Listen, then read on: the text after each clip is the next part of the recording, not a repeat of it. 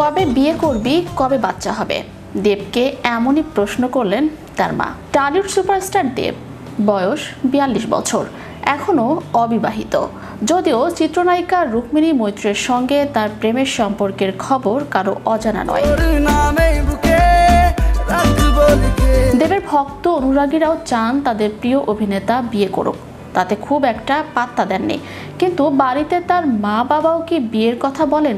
এক সাক্ষাৎকারে এই প্রশ্নের জবাব দিয়েছেন দেব। শুধু এই প্রশ্নের উত্তরই দেননি, বরং মজার তথ্য প্রকাশ করেছেন দেব। এই অভিনেতা বলেন, মা প্রতিদিন বাড়িতে বলেন, বিয়ে করো, বিয়ে করো, কবে বাচ্চা হবে, বাচ্চা কবে বড় হবে, তুই বুড়ো হয়ে যাবি, তোর বাচ্চার বয়স যখন 10 হবে, তোর তখন 70 হবে, এসব প্রতিদিন আমাকে শুনতে হয়। সঞ্চালক দেবের সঙ্গে তার দাদার তুলনা টেনে বলেন, আমার দাদা এই কারণে বিয়েই করলো না।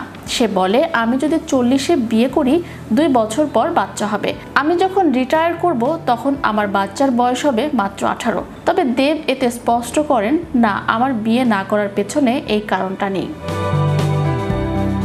দেবের হাত ধরে রূপালী জগতে পা রাখেন অভিনেত্রী রুক্মিণী মৈত্র। দেবের সঙ্গে জুটি বেঁধে সবচেয়ে বেশি সিনেমায় অভিনয় করেছেন এই অভিনেত্রী। পর্দার রসায়ন ব্যক্তিগত জীবনেও গড়িয়েছে। চুটিয়ে প্রেম করছেন তারা। সুযোগ পেলেই এ জুটি উড়ে যান বিদেশে। 2017 সালে চ্যাম্প সিনেমার মাধ্যমে বড় পর্দায় পা রাখেন রুক্মিণী।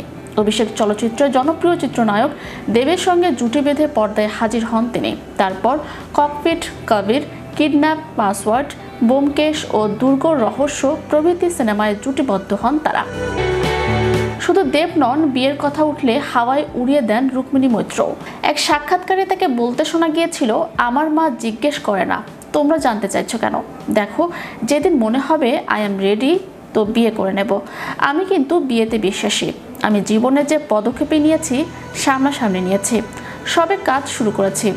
এত ব্যস্ততা রয়েছে যে বিয়ে প্ল্যান করা সম্ভব নয়। যখন হবে তখন হবে। আর আমার মনে হয় কমিটমেন্ট বেশি জরুরি। আজকাল অনেক বিয়েতেই দেখি বিয়ে টিকে আছে কিন্তু কমিটমেন্ট নেই। তাই আমাদের কমিটমেন্ট থাকুক, বাকিটা ক্রমশ প্রকাশ পাক। চ্যানেল 52 বিনোদন ডেস্ক।